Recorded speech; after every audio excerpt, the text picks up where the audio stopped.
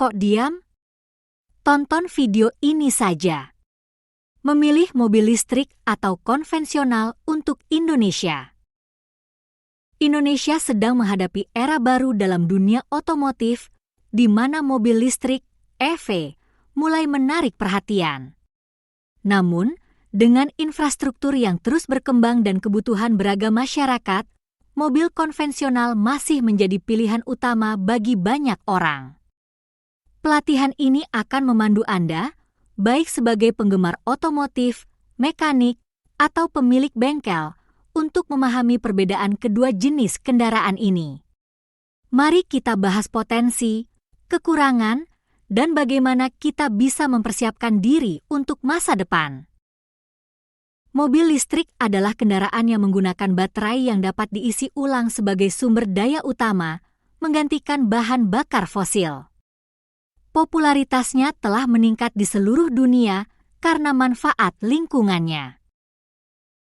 Keunggulan utama mobil listrik: ramah lingkungan, emisi karbon yang jauh lebih rendah dibandingkan mobil berbahan bakar minyak.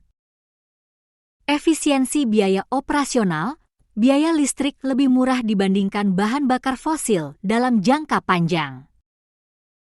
Teknologi modern, fitur canggih yang meningkatkan kenyamanan berkendara.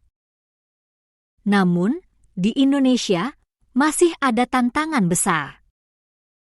Infrastruktur terbatas. Stasiun pengisian daya belum tersebar luas, terutama di daerah terpencil. Harga tinggi, biaya pembelian awal masih mahal dibandingkan mobil konvensional. Pengetahuan terbatas, masih sedikit bengkel atau mekanik yang memahami teknologi EV. Mobil konvensional menggunakan mesin pembakaran internal, ICE, dengan bahan bakar seperti bensin atau solar. Ini adalah tipe kendaraan yang sudah lama akrab dengan masyarakat Indonesia. Keunggulan utama mobil konvensional: ketersediaan teknologi, komponen dan suku cadang mudah ditemukan dengan banyak bengkel yang mampu memperbaiki kendaraan ini. Cocok untuk daerah terpencil, tidak memerlukan infrastruktur khusus seperti stasiun pengisian daya. Harga lebih terjangkau, biaya pembelian awal lebih rendah dibandingkan EV. Namun, ada beberapa kekurangannya. Emisi tinggi berkontribusi pada polusi udara dan kerusakan lingkungan. Biaya operasional tinggi, kenaikan harga bahan bakar terus membebani pengguna. Saat mempertimbangkan antara EV dan mobil konvensional, ada beberapa hal penting yang harus diperhatikan.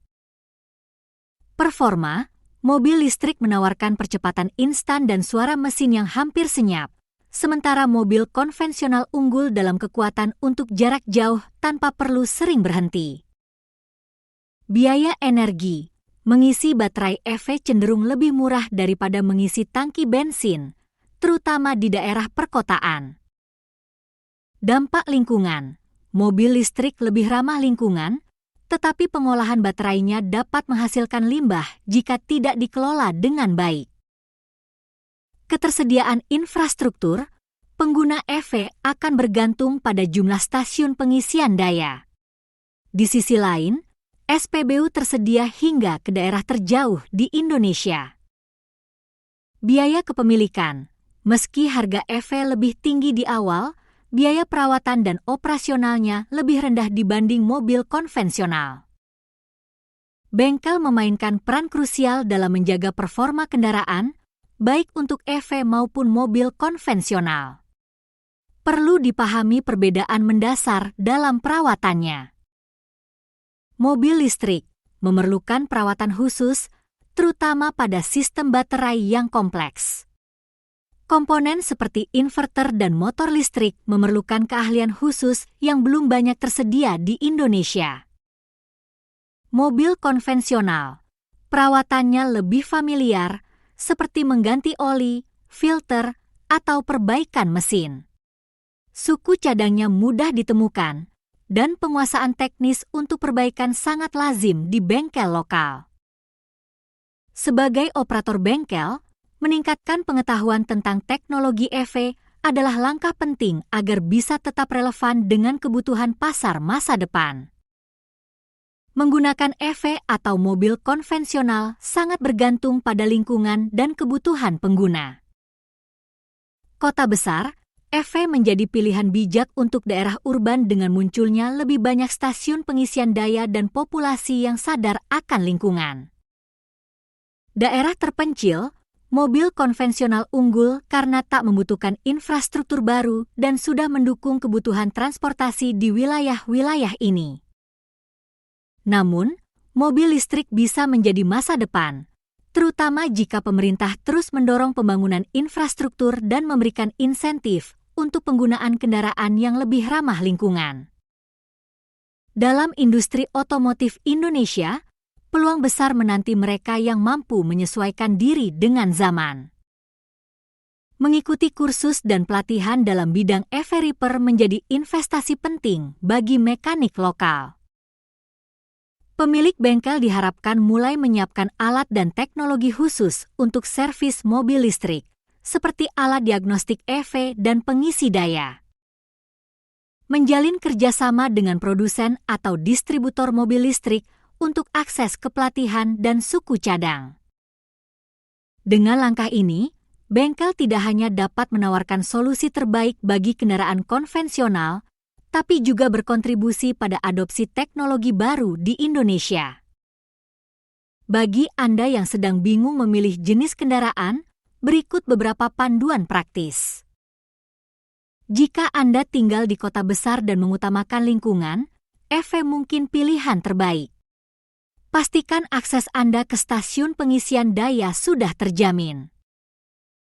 Untuk daerah pedalaman atau jika Anda membutuhkan kendaraan dengan harga yang lebih terjangkau, mobil konvensional masih menjadi pilihan andal.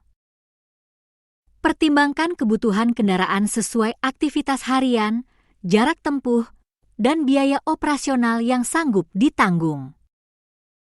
Indonesia memiliki tujuan ambisius untuk mengurangi emisi dan mendorong adopsi kendaraan listrik. Pemerintah telah memulai berbagai proyek pembangunan infrastruktur pengisian daya sekaligus memberikan insentif bagi pembelian mobil listrik. Namun, mobil konvensional masih akan memainkan peran penting di banyak daerah, setidaknya dalam jangka pendek. Dengan pendekatan yang strategis, kedua tipe kendaraan ini dapat saling melengkapi kebutuhan masyarakat di masa depan. Keputusan memilih mobil listrik atau konvensional adalah tentang kebutuhan, preferensi, dan lingkungan tempat tinggal Anda. Keduanya memiliki keunggulan dan tantangan masing-masing untuk Indonesia.